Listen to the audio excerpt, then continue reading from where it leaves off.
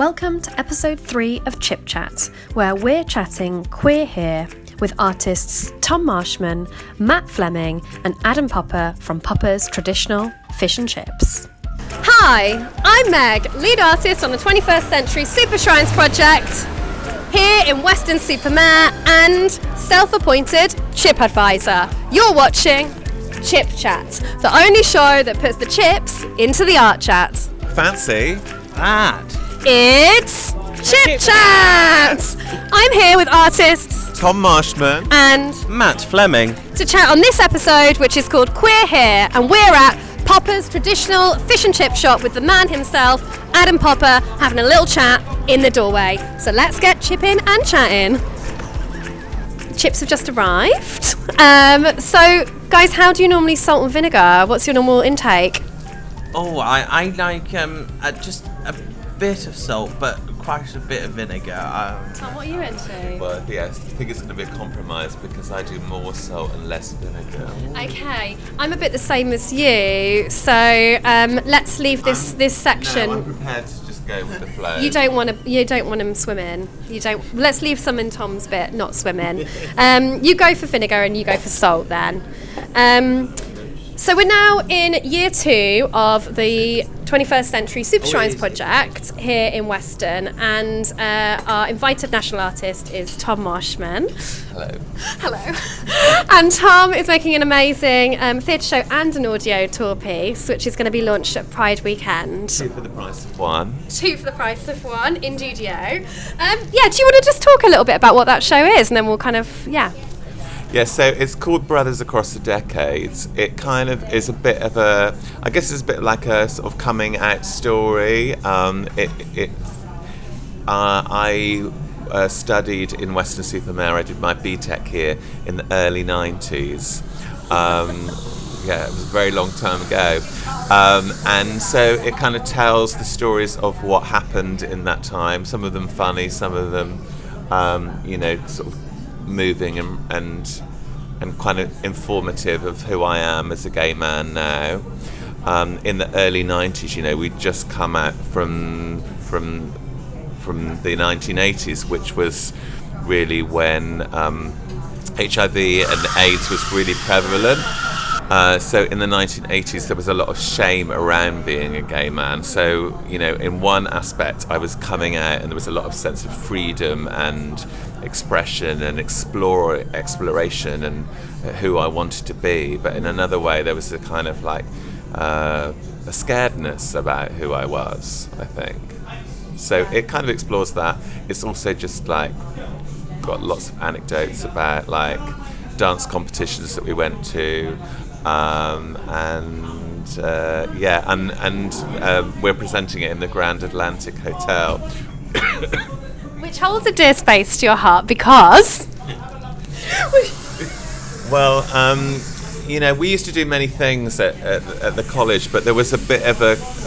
I feel like the head of department was also interested in trying to make a little bit of cash on the side. So she sort of pimped us out to a kind of careers festival where, young potential careers teachers in training would try to do test runs, role plays, I suppose, with young people. And I had to play like a very gifted student, but was very reluctant to actually bother to do any work, while the head of department was playing my mother, and we just rose to that challenge. So in many ways, it's a bit of a site-specific show, autobiographical in many different dimensions. And it's such a charming piece of theatre. Like, you put yourself completely into everything that you make, and it's so nice to watch. You went to see it as well, didn't we? We went to see it together, didn't we, Matt? And did you study the same course that Tom did? Oh, well, I think I did, by my time of coming, which was about, 2012-ish, I went on to do the the degree program, because that's when they started having degrees and things there. But this corridor is probably still the same, that sort of we used to call it the corridor of love. I don't know if that had any connotations then, but they were completely. I thought you meant like a metaphorical corridor. I was there to begin with, and then I caught on that he meant a real corridor. No, it's a real corridor. Why was it the corridor of love? Well, it was because Corridors of love. yes. Well, there was a lot of musical theatre students as well that would always be singing, and you would always be serenaded as you walked across, because you could hear people in different studios. But maybe we were like, I think it was because we accepted a lot about each other, and obviously being performing arts students, nearly half the population are LGBTQ+, so that helps. Yeah. So you both trained at Weston College in different time frames, and could you just say what you're doing now, like what your arts practice is now and who you are, and share a little bit? Matt, should we go with you first? Studied in Weston, I'm still in Weston. Living the dream. That's good. You're putting back what you nurtured. I love that. Yeah. That's not something to say like that, honestly. No, I just it came to my mind. Studied in Weston, still in Weston. Still fabulous. Well, I think it's because I was very aspirational as at that age. I really wanted my Broadway debut at some point. I've still yet to have my West End debut at some point. But your Margaret Thatcher is absolutely brilliant, and you kind of hit headlines during lockdown with that. You did a lot of online cabaret. Yeah. Actually, there's a lot of similar threads, because you've got Annette Curtains, haven't you?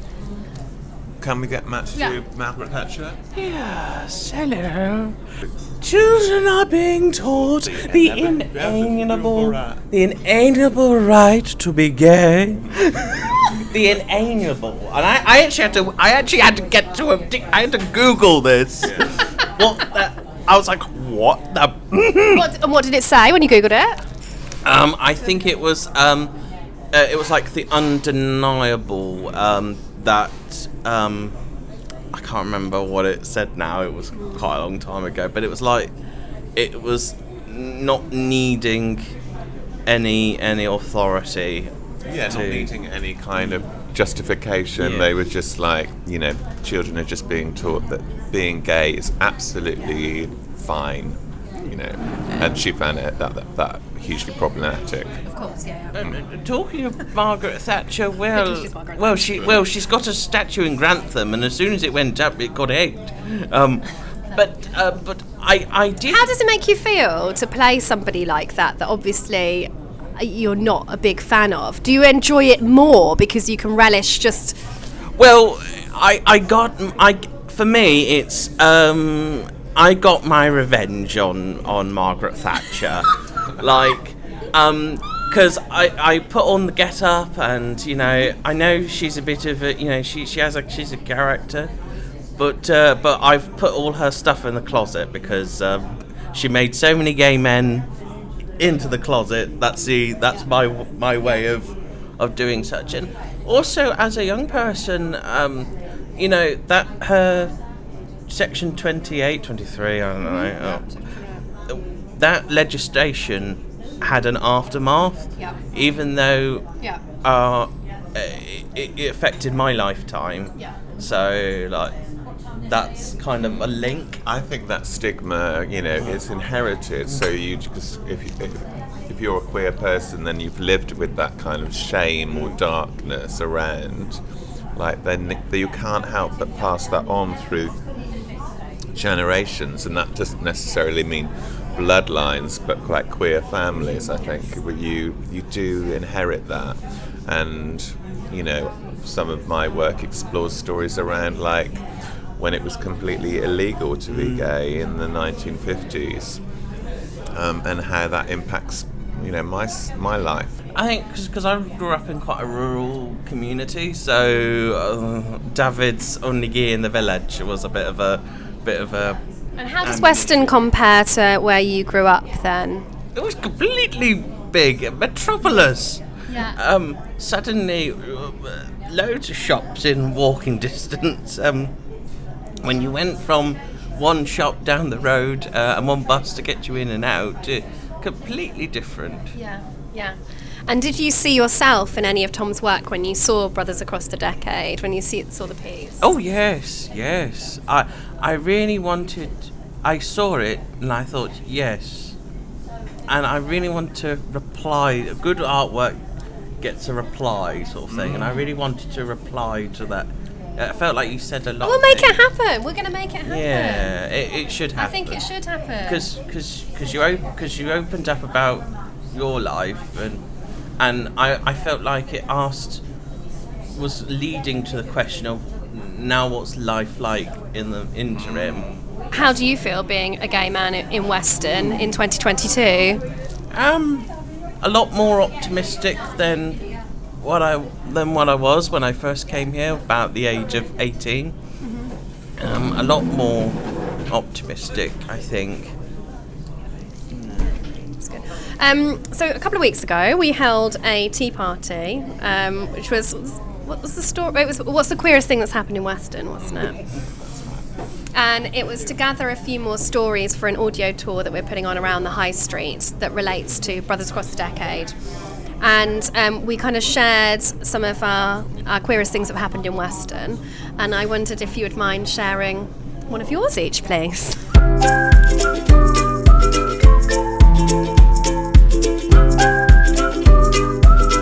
So out of 10, if 10 was the absolute best, what would you give these chips? I mean, you can mull it over, you can tell me in great detail, or you could just give me a score. I want to mull mine. You want to mull it over a little bit? I want to munch and then... Okay, great, go for it. I would definitely say like a high 8 to a 9. High 8 to a 9, Yeah. That's good. That's good, that's really good. I'm actually feeling like 9.5. I've been to quite a lot of chip shops now, and they're not oily, but they're crispy, and they're really soft on the inside. They're nice and fat. They're nice and fat, yeah. And actually, I like a bit more of the salt. I don't normally have that much salt, so you've kind of inspired me there, Tom. Well, can I have that as on my gravestone? You've inspired me to have more salt, Tom, on my food. It's funny though because my parents love a lot of salt on their food, and they call me the salt police because I'm like, don't put that much salt on it. But I think compared to everyone else, I do like a lot of salt. So they like a lot. Yeah, they like a lot. Wow. Go on then. Chips. I think 10 for me. I love these are my this is my ideal. Like, this is how I love So you them. got a 10. Yeah. You said 8 or 9. What are you going to go with? 8.5? 8.5, yeah. 8.5 and 9.5. So adding that together is 9 add 8, 17, 2 halves, 18, 28. 28 out of 30. That's a good score. Nice, good score. I've thought of my queerest Great. thing. So I used to refer to Weston Tech as Panto College because most of the year was in prep for the Panto, which was a bit of an earner for the locals to come and see the show, which there was usually about 3 shows a day. And I was playing the king, as in like Sleeping Beauty's father. Oh, yeah. King Stefan. Yeah. And I used to have to make my entrance onto stage. One side was I was coming on, and the other side the Queen was coming on. And she was a very nervous person, and she'd be always waiting to see me on the other side of the wings, looking for me so that we could make our joint entrance on together. But I always used to just hide behind a pillar right until the very last minute, and then enter. And then I had to sing Zippity Doo Dah as soon as I woke up from my sleep. Matt, I'd like to talk to you a little bit about From the Mud. Oh yes, hello. From the Mud is a cabaret company that I helped co-found. Couldn't have done it without everybody from the Mud. No, we went through so many different names. We were almost called Glitz, Glamour and Seagulls. I would like to rename you. and because then we would have all been seagulls, and we would have been like flying around with our feather. Goals. Oh yeah. What's not to love? Oh yeah, and George Evans did some drawing. Very talented artist. Did some sketches, and one of the sketches for the Glitz, Glamour and Seagulls was this seagull with a pair of shades and a feather boa and a microphone, which I thought was amazing. But we called ourselves From the Mud. That was Joe Brooks's. So Joe, if you're watching, that's your credit there, Joe. And I'm sure they are. yeah, Weston is very famous for its mud, muddy beach, and it made sense for emerging artists that we were all coming out of the mud. And what's your role within the ensemble? Like, I am a performer, and I sometimes write when I remember. amazing. And you have kind of almost like a sobering comedy angle. Do you know what I mean? Like you play the comedy, but you bring it back down to the ground a bit as well. Well, yes, that came from. Which relates, I think, quite a lot to Tom's work, which has this beautiful comic, queer, camp element, but then actually like keeps it extremely grounded. We both have very serious messages. That came from a quote. I remember somebody saying, I think it was the guy who wrote Dr. Martin Luther King's speeches. Said if you don't invite people to the party, they won't stay for the lecture. Meaning you got to have a bit of comedy. You got to sell it as you're here to laugh as well. Yeah. But the lecture is the important bit. And Matt certainly got away with words. Like when we had the tea party, I had the pleasure of transcribing the conversations. And with Matt, the way that you phrase anecdotes, it's so... The sentences are so well constructed automatically. When I'm transcribing it, it just flows. And he said something like, "For the purpose of the audio recording, I'm standing up now as I deliver this information," which is absolutely brilliant. Well, yes, I just felt like, because you can't see it, so... And you said. And Superdrug is where I first bought my first tube of concealer. We were all hanging on to see what you said. Yeah, because Weston hasn't had Pride for very long. It's only been since 2014 that Weston's had a Pride. And that was my first Pride going, and I wasn't really sure what to expect. And oh yes, that's it. I remember saying I wasn't really sure what to wear, so I googled what to wear, and it seemed to be the consensus was very bright clothing and very you have to display your inner you somehow, and it's like, okay, I can work with this. So I had very bright green trousers on, and then I was wondering if people were going to come, because it didn't feel like it. It was a bit sort of, it's just like a Western in Weston, and it was like, not many people, Has that been done yet? And then it needs to happen. I claim credit for that one. Maybe year 3. But some people started coming along, and then all the colour and then before long, late as always, but a queen is never late. Everybody else is early. All the drag queens came along, and that was probably the most queerest thing I've ever had. Marching down the high street for the first time, and crossing the road with all the colour and glam that there was. Mine's quite similar, actually. I was having a bit of a bad time trying to find a drill bit in Whirl for a project that was about to finish, but it couldn't finish until I got this drill bit. And I went to Proper Job, couldn't find it. I was really stressed. And then eventually I got it up just with my hand, like just hammering in a screw and then hand doing it. And And then I just thought, like, I just need to just be somewhere where I can have a drink and I don't need to worry about, like, I could just be who I am there.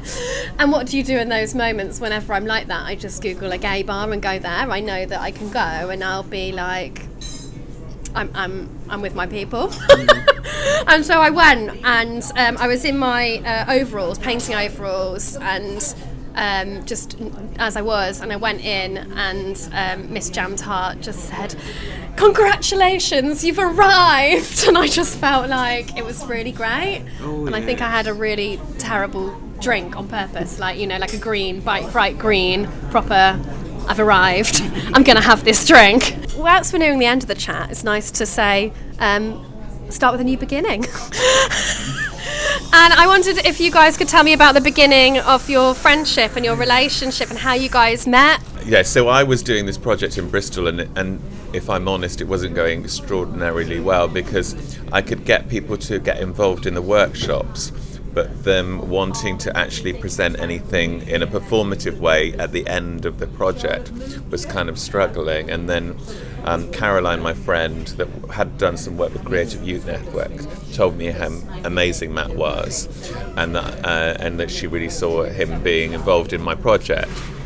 And then, before we knew it, Matt was being Sleeping Beauty. Yes, I was.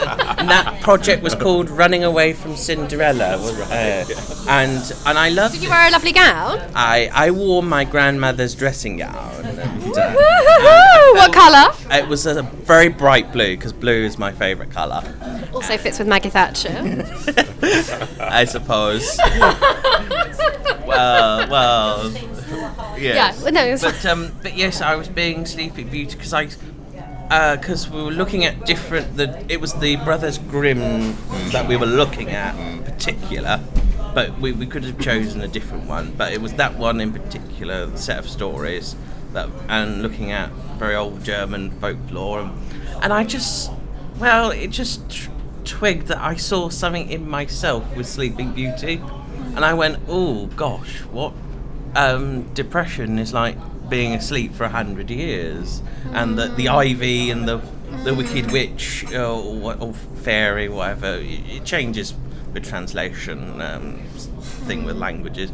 The wicked witch sort of makes a wall of thorns and ivy and things, all this this horrible sort of plant matter surrounding that, and that's a lovely analogy. I wonder if you so the kiss is the thing that wakes up Sleeping Beauty, isn't it? Yeah. I guess within the context of depression or feeling sad or low, it's a whole support network of people that kind of come together to be that kiss. Yeah. Do you have that in West? Somebody who loves you. That's the important bit. Yeah. Because every Disney story is true love conquers all. Yeah.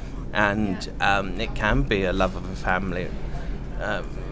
And it can be a love of for me, it was my lovely boyfriend. Aww. That was my handsome prince. My prince did come along. It did take me 100 years, but I got there. Yeah. And do you have a lovely queer support network as well in Weston? These days, yes. I think I do, and also I'm quite open about mental health, and I'm quite happy to talk about that, because that's a big thing with LGBT people. You've got that higher percentage, and especially with finding out where the source of my own trauma is connected to that sort of thing. So I'm always happy to talk about things like that. I get to come out twice. It's great.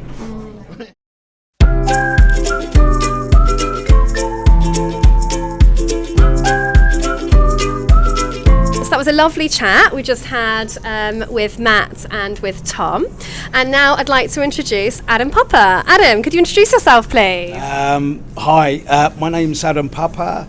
I'm a local businessman here in Weston-super-Mare. I have been here 32 years, and it's been an amazing 32 years for us. A long journey for highs, lows, amazing, good and bad. But the one thing we have always done here at Papa's is love and respect all men and all women. And that's what life, it's all about. Humanity for all, equality for all. And that's what it's all about. No man is above anyone or below anybody. So that's what it's all about in life. That's perfect, thank you. It says a lot, I think, because your staff have been here a long time as well, haven't they? I have staff here from the very first day we opened. I have my colleagues have been with me 25 years, 15 years, 12 years. I have a big team here and we are like a family. And that's what it's all about. Amazing. It's been lovely. What's your secret to staying open for 32 years? Passion for what we have, the love of our patrons. We've got some amazing support. Good people, families, a lot of elderly people. We're on our third generation of families coming and supporting us day in and day out. It's been an incredible journey. I think it's the family aspect, the friendliness. Passion and patrons, I like that is paramount. And serving, hopefully, good, lovely, fresh fish and chips, which is the nation's delicious, favourite. award-winning. Yes, we are award-winning. We get amazing independent mentions, but the most important formula we have here is my team. They're amazing people and they love and care for what they do and love and care for our patrons, which is number one. That's perfect. Thank you so much, Adam. Thank you. It's so nice to speak to you. Thank you for taking your time. It's a pleasure. We'd like to round up this episode, as usual, with a wish for Weston.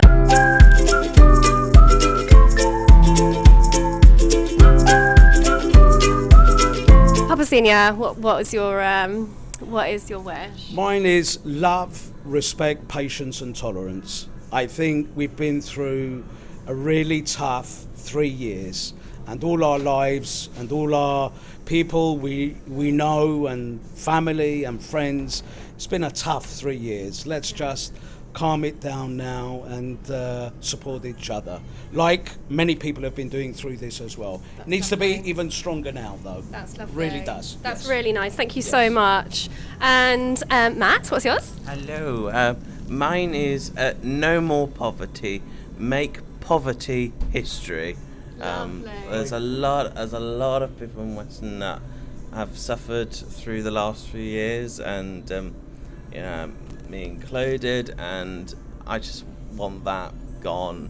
Just wave a magic wand and it's all disappeared. Perfect wish. And Tom? Well, I've just written about just taking a moment to walk in someone else's shoes for a while. Yeah, coming here, walking through the high street, just feeling like, if everyone did that, there would be more understanding.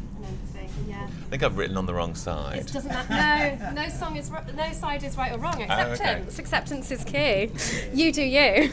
I have written, it speaks similarly to all of you, I've just put that support groups only exist to support us, not fight fires. I feel like we've got to a space after this pandemic where we're fighting the worst things, and I hope that these support groups continue, but we get to a space where we're just doing our support and check-in way, not in like a we've got the worst thing to deal with. Way. Yeah, not in an emergency way, and wouldn't that be a dreamy place to be? But thank you so much. We're going to pop our wishes in the wishing jar, and I think that rounds off our episode perfectly. Thank you. Thank you very much. Thank you. Thank you so much. Thank you. Thank you for having us. And thank you, Papa, for these lovely chips. We're Yeah. going to chat to him now. So gorgeous. Oh yeah.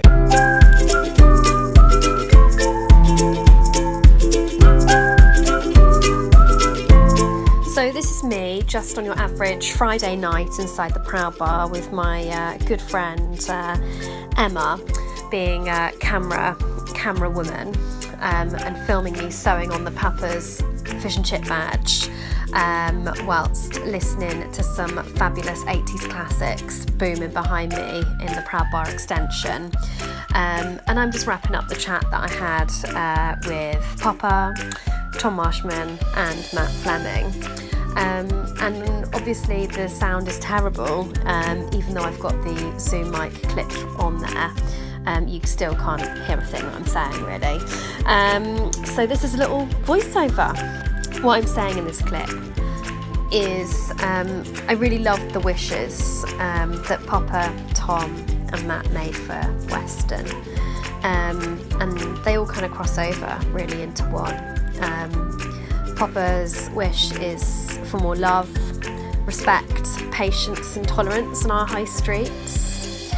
And Tom's was to take a moment and to imagine walking in someone else's shoes down the high street.